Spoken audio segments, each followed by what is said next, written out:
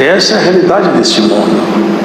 É um mundo caído por natureza, um mundo que vive trevas, males, tantas coisas.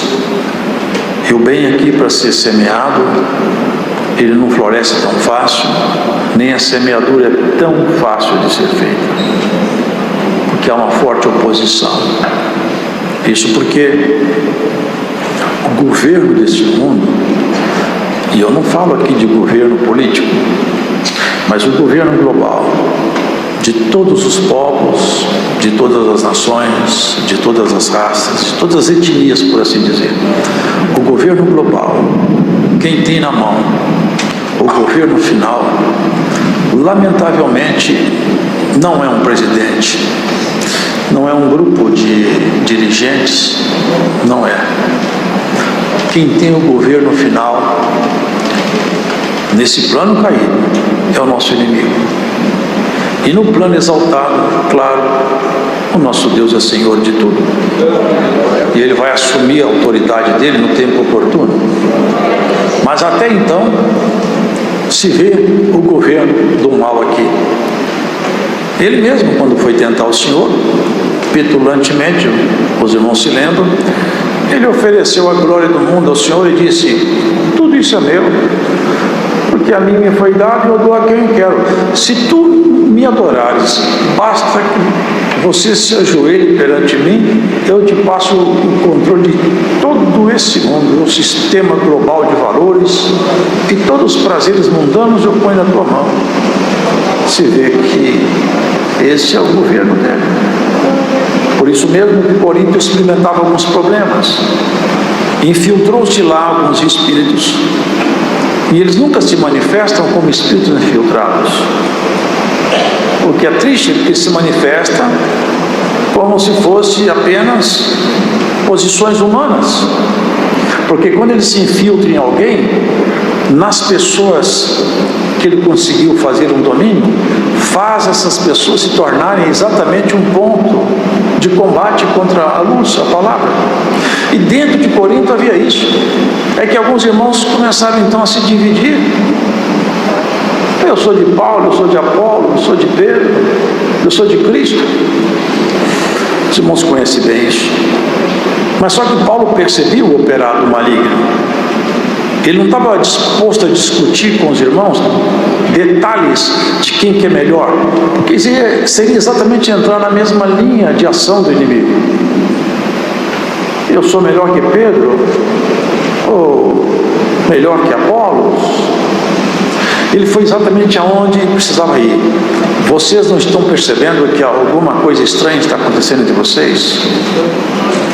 Entrou algum sentimento estranho? E percebam, não faz o mínimo de sentido essa ação de vocês. Acordem, escutem. Eu dei salvação para vocês. Pedro entregou para vocês algum perdão? Apolos livrou vocês das cadeias do inferno? Vocês não percebem que nós somos membros uns dos outros? Eu até plantei, Apolos regou, mas nem quem planta, nem quem rega alguma coisa, senão Deus que dá o crescimento.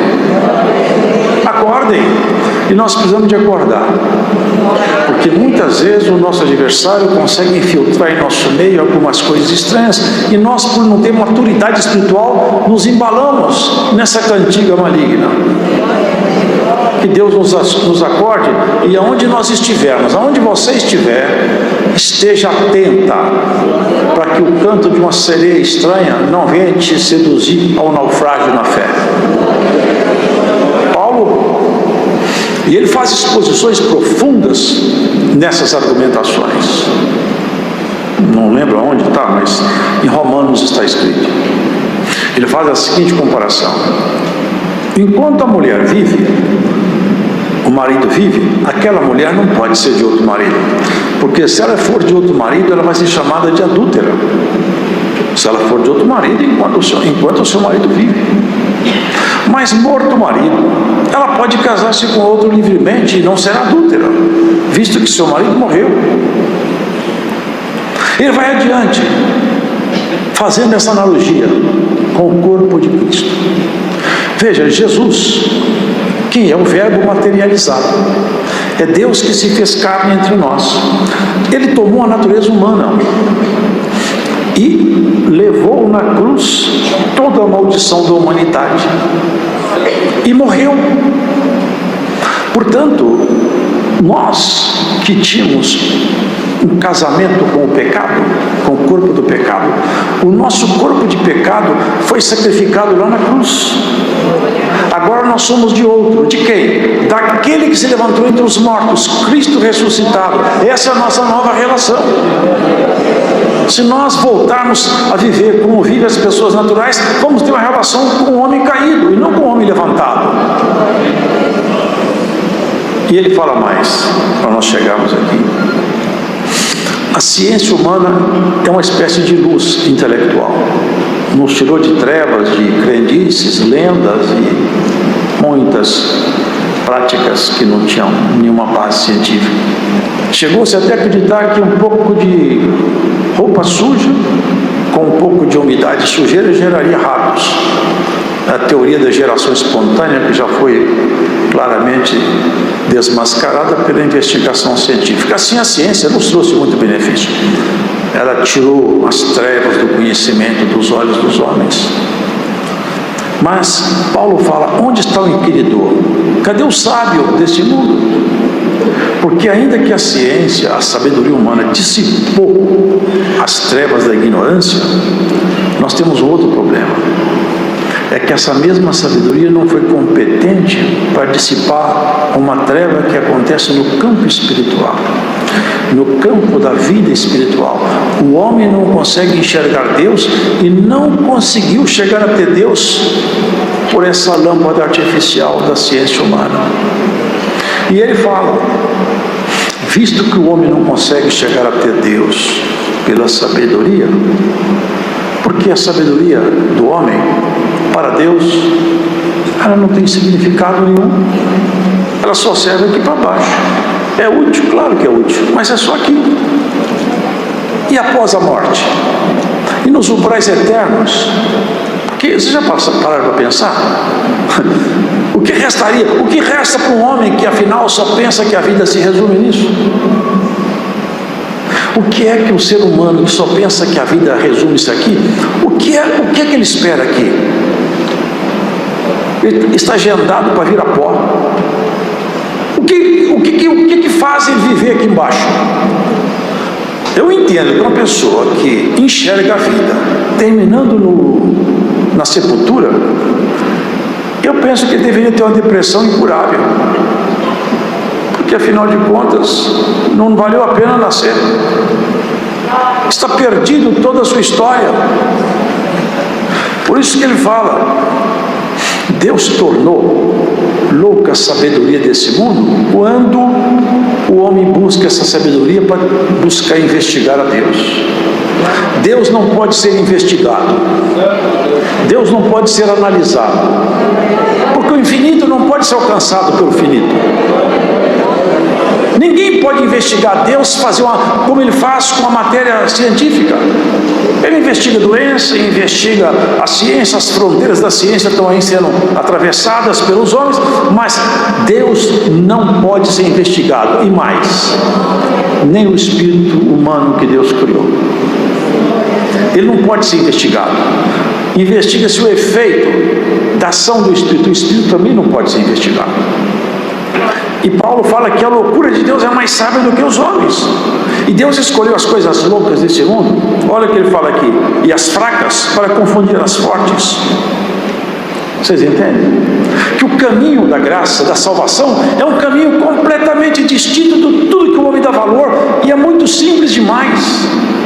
Não requer uma mente brilhante, não requer um sobrenome famoso, não requer um diploma na sua sala, não requer um corpo bonito, não requer uma força sobrenatural, não requer uma habilidade estranha. A única coisa que Deus pede do ser humano é isso: creia. Ele fala, creia em mim e creia em meu Pai. É loucura para o homem científico. O homem da investigação não consegue aceitar isso. Agora nós vamos chegar no segundo estágio que nós temos que ter atenção. E eu, quando fui ter convosco, anunciando o testemunho de Deus, não fui com sublimidade de palavras ou de sabedoria.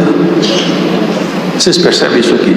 Eu, quando me aproximei de vocês, não tentei fazer exposições com conhecimento científico que eu tinha. É isso que Paulo falava. Eu tinha argumentos, mas eu não busquei meus argumentos quando eu cheguei até vocês, porque eu não me propus saber nada. O que ele se propôs a saber? Senão a Cristo Jesus crucificado. Vocês entendem isso aqui?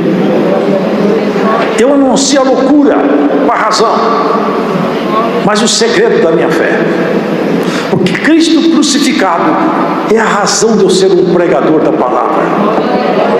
É na cruz de Cristo que meu pecado foi pago. É lá que a minha história foi reescrita. É na morte dele que eu pude nascer. É no sofrimento dele que a minha alegria eterna foi conquistada.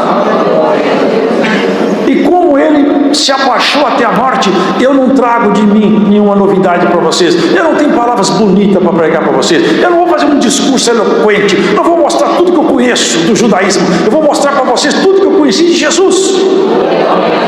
Esse rei bendito que se abaixou, se esvaziou até a morte para te encher até a glória. É sobre esse bendito Senhor que eu vou falar. Eu estive com vocês sentindo fraqueza e temor. Passei aperto e dificuldade. Vocês veem que eu não sou um super-homem.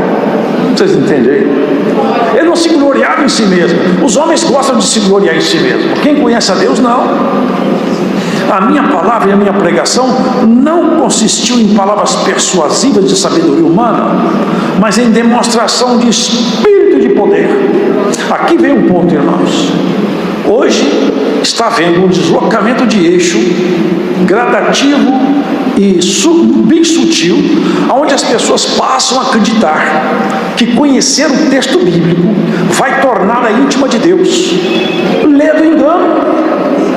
Nós temos que conhecer a Bíblia, sem dúvida nenhuma, mas esse conhecimento só faz sentido quando ele provoca em mim uma mudança total, de tal maneira que eu busque a santificação e a consagração. Se eu me tornar um homem muito entendido na Escritura, e se eu não for santo, eu ficarei de fora no dia do Senhor. E se você for santa, for consagrado, se você conhecer pouco, você vai ser chamada para entrar no reino. Vivemos um deslocamento. As pessoas passaram a acreditar agora que conhecer muito a Escritura é o que basta. Temos que conhecer, claro que temos. Uma vez perguntaram a um pregador: qual que é mais importante, ler a Bíblia ou orar? Ao que ele respondeu: também eu lhe faço uma pergunta: qual a asa do passarinho que é mais importante, é da esquerda ou da direita? Precisamos de orar, precisamos de ler a Bíblia, mas não se iludam.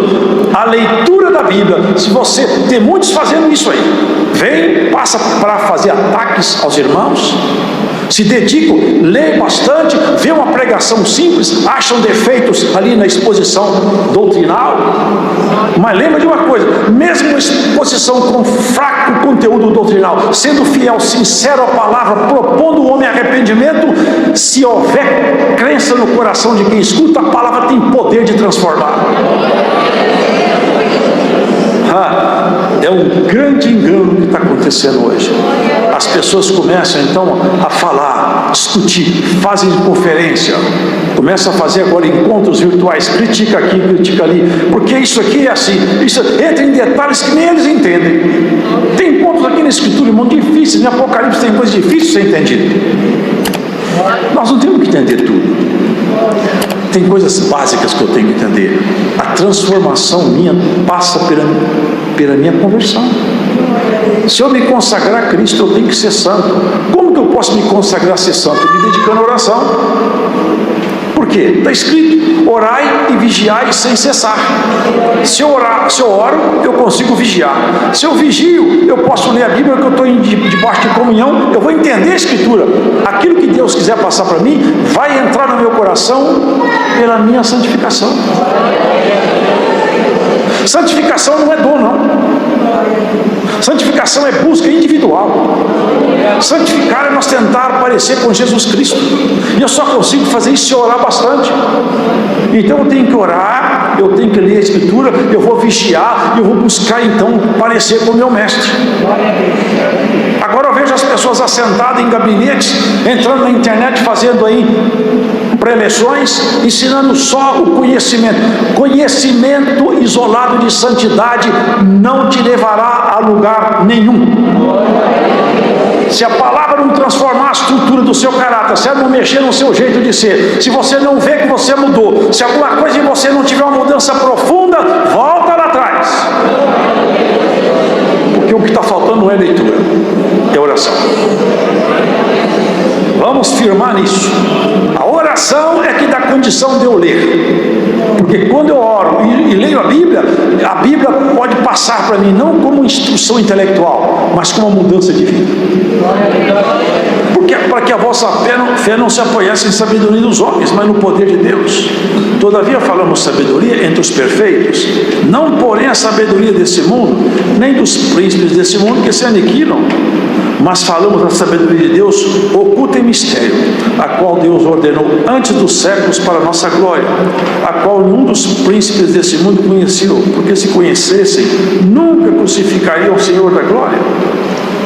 Os príncipes desse mundo, ele incluiu todos os líderes religiosos, os líderes políticos, os líderes daquela época. Irmãos, vejam, Roma, tem até hoje aqueduto de Roma, que funciona, é uma engenharia fabulosa. Agora, nenhum deles aceitou Jesus, nem os saduceus, nem os fariseus, nem os príncipes, nenhum deles. Por quê? É isso que Paulo fala. Nós temos que olhar para Jesus como o nosso remitor, aquele que transforma o meu ser. Eu não tenho que ter uma mente iluminada sobre a visão intelectual, eu tenho que ter a mente iluminada sobre a visão espiritual, transformado pela palavra de Deus.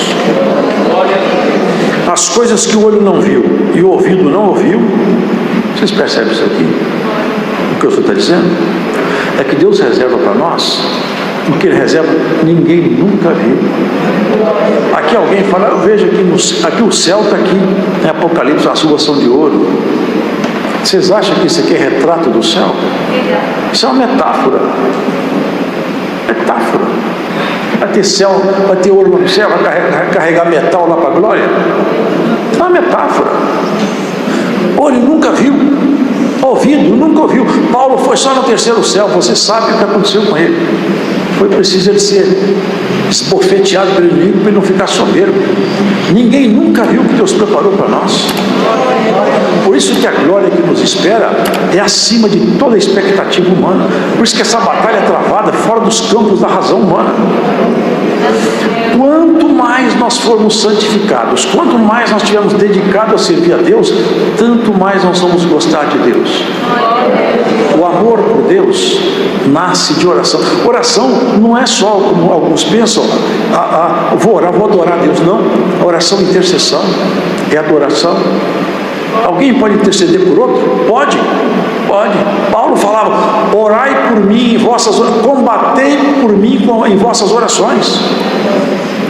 Orai uns pelos outros, para que vos sejam perdoados os pecados. Orai. Deus falou para Jó, se você não orar para os seus amigos, eu não perdoo eles. A oração é intercessão, é batalha. É uma forma de nós entrarmos dentro dos ambientes da comunhão celestial.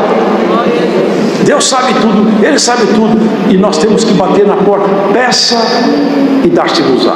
Bata e abrir-se-vos-á. Nós temos que aprender o caminho da oração. A oração torna o homem mais humilde.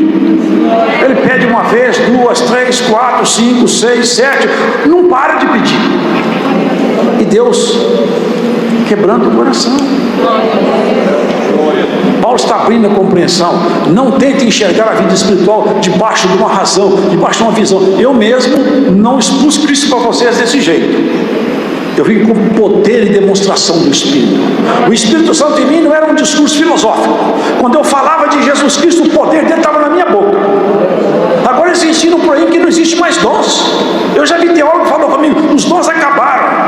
Não, o que acabou, sabe o quê? Foi a revelação nas igrejas, porque criaram teorias humanas, expulsaram a revelação da igreja.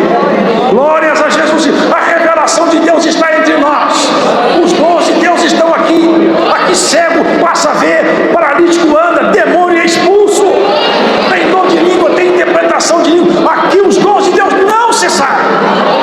Se você escuta por aí que os dons acabaram, aonde você estiver ouvindo essa pregação, saiba, os dons estão pulsantes no peito desse povo.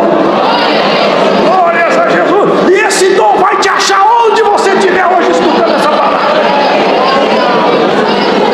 Porque não é com filosofia, não é com teologia aplicada em logística humana que você vai chegar a Cristo. É debaixo de jejum, de oração, de santificação, de busca individual. Você vai ver que a porta se abre. Vai ver um homem que é analfabeto, não sabe falar direito. O céu se abre, ele sabe as revelações de Deus. Ele não sabe falar português, mas no caminho do céu ele não erra.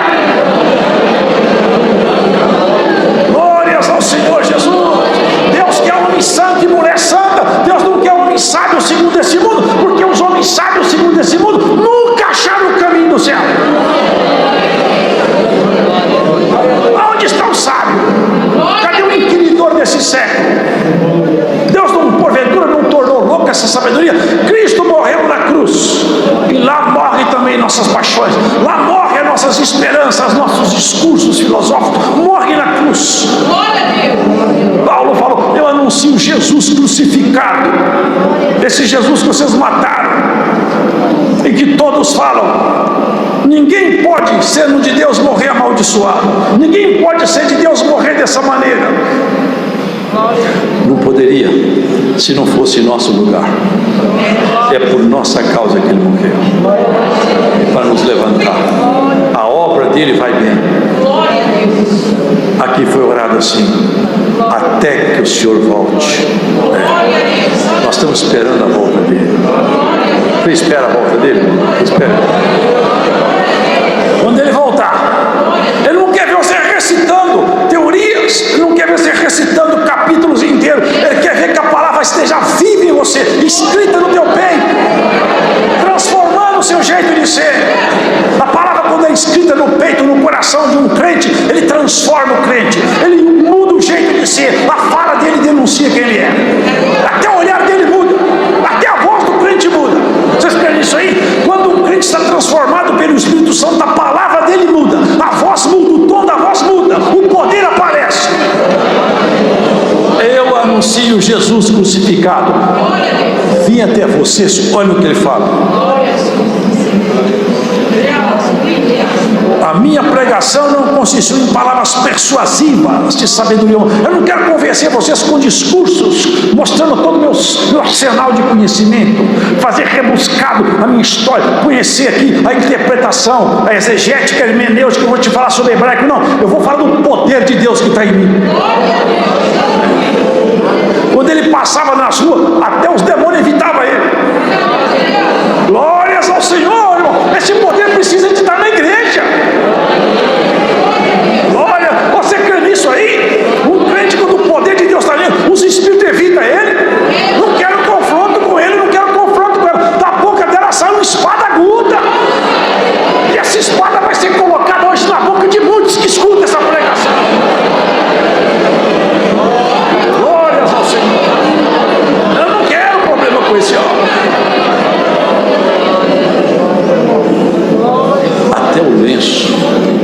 Até o lenço de Paulo.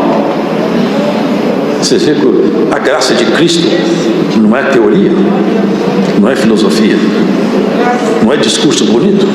A graça de Cristo é poder de Deus.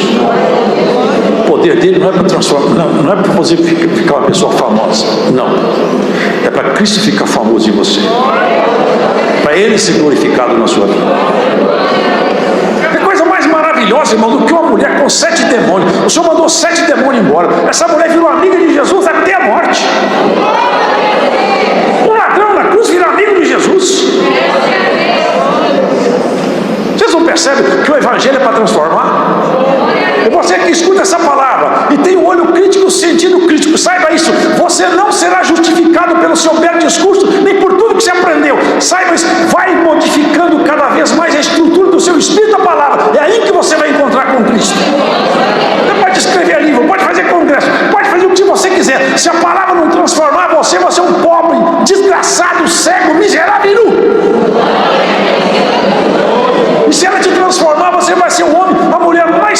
a história. Porque é para isso que Jesus morreu e ressuscitou, para nos transformar. Mas Deus não las revelou pelo seu Espírito, porque o Espírito penetra todas as coisas, ainda as profundezas de Deus. Aqui ele fala: quem que pode conhecer o que está dentro do coração de um homem?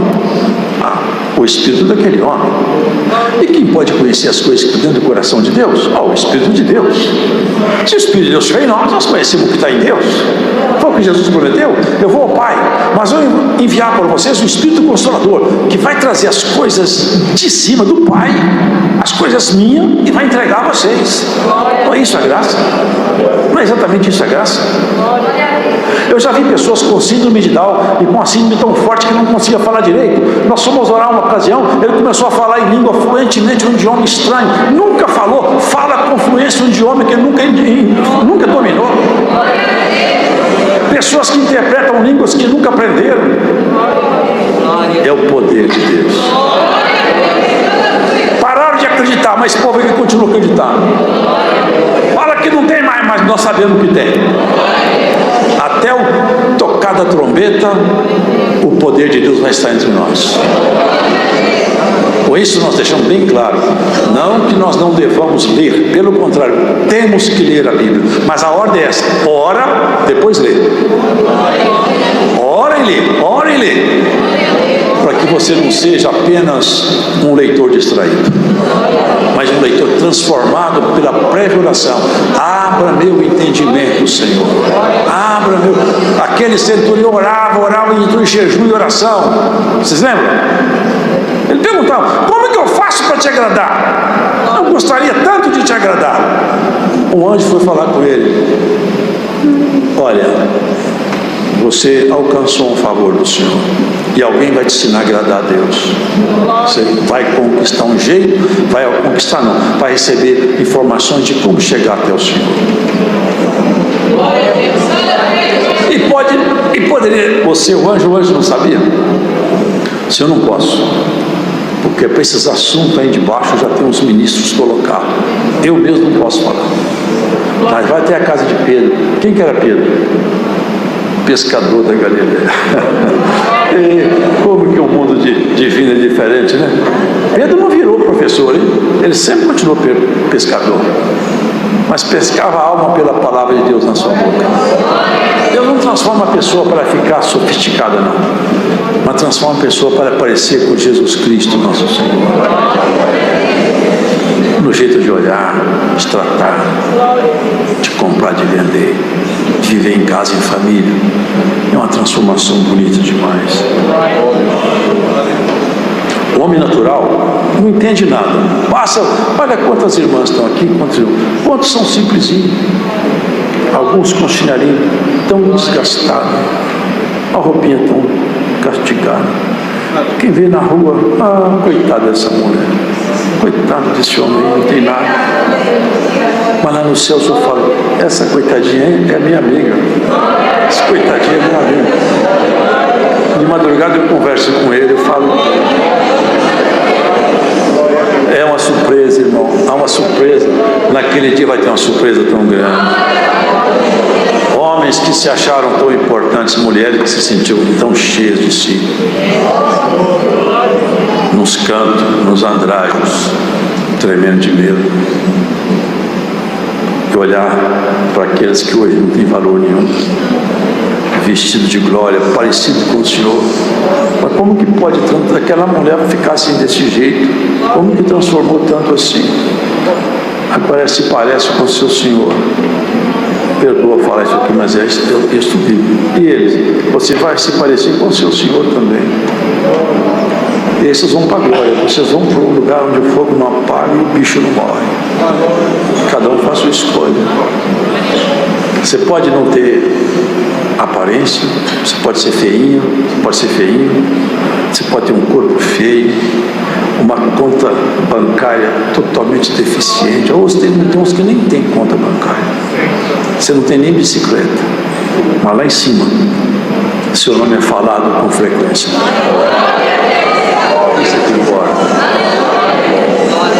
Deus não se deixa impressionar pela aparência de ninguém. Aquele centurião foi lá aprender com o pescador da Galileia. E o pescador foi lá e nem sabia o que ia fazer, porque a glória não está na mão do pescador nem do centurião, está na mão do Senhor. O centurião chegou, Pedro, o que eu vou fazer? Nós queremos ouvir toda a palavra que tiver na sua boca. Ele abriu e daí para frente o Espírito Santo pôs a palavra. Esse é o poder que Paulo fala, vinha ter vocês com poder. Ele começou a pregar, de repente o céu se abriu e o Espírito de Deus tomou aquele povo. Começaram a falar línguas, que coisa maravilhosa. Ele disse, agora o que nós temos que fazer? Tem que batizar. Mas Pedro, mas eu não posso batizar vocês são gentios, como é que eu faço?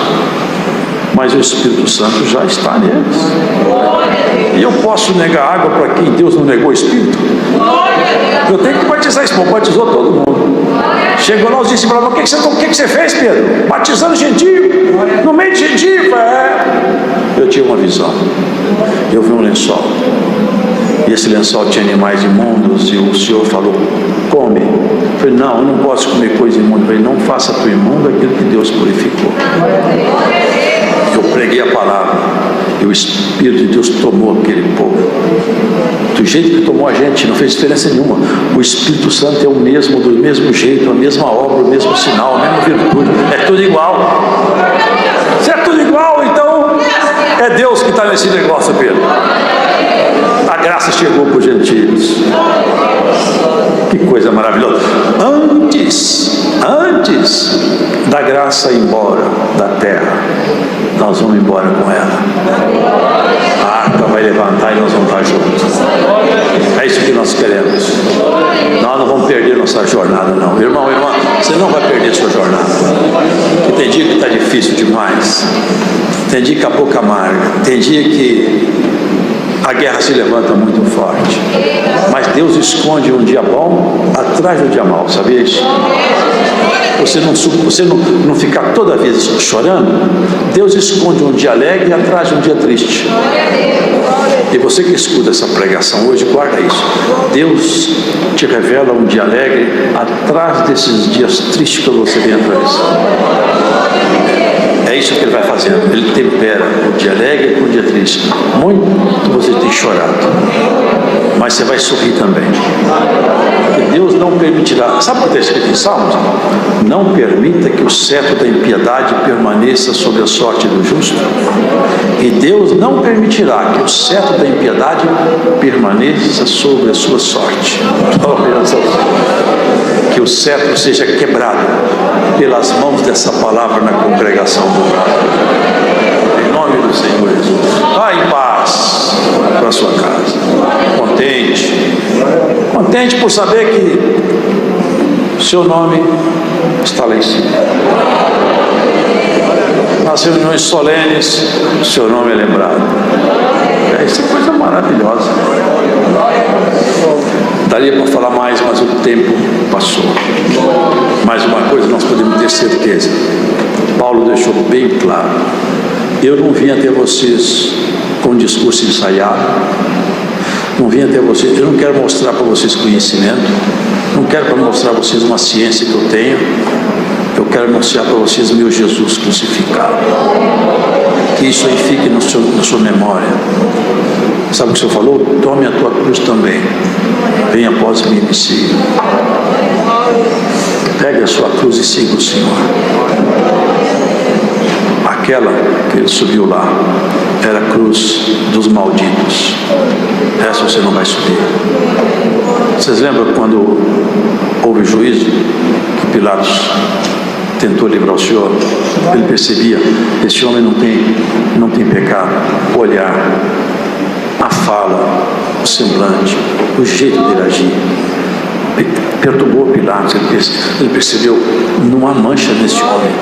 Esse homem justo, não tem jeito, não vejo nada que recrimine esse homem, esse ciúme puro. Eles querem matar esse homem por ciúme. E a mulher teve uma revelação ainda de noite. Ele tentou livrá-lo, saiu com essa. É tempo de festa, eu posso soltar um prisioneiro. Vamos soltar Jesus? Não! Por quê? Ele se fez rei. E quem é rei, inimigo de César. Mas eu não vejo culpa nesse homem. Mas não pode. Então me traga uma bacia de água. Ele lavou as mãos perante todo mundo. Eu lavo minhas mãos perante esse povo. Eu não vejo culpa nesse homem. Então, eu não quero ter parte no sangue desse justo. Então, que seu sangue caia sobre nossa cabeça. Você já sabe tudo isso aí. A quem eu solto? Olha o que gritaram lá de baixo. Solte a Barrabás. Barrabás era um homem que tinha feito uma revolução, matado. Ele tinha feito uma desordem feia. Trocaram Jesus por Barrabás. Olha que troca que foi feita. Mas eu já estive pensando nisso também. Uma vez alguém comentou comigo isso. E eu acho que é real. Não foi isso que ele fez conosco? Quem tinha que ir para a maldição era nós. Aquele dia, Jesus foi trocado por Barrabás. E na verdade, nós todos fomos como que Barrabás. No lugar de nós irmos para a maldição, Jesus foi em nosso lugar. Tomou o nosso lugar na maldição. Se Barrabás muitas vezes deve ter perguntado: quem é esse Jesus que me salvou? Nós não perguntamos, nós falamos: eu sei quem é esse Jesus que me salvou. A condenação era só minha, mas ele foi lá no meu lugar. Bendito seja esse Jesus, bendito seja esse Jesus que me salvou. Essa é a palavra. Deus seja louvado.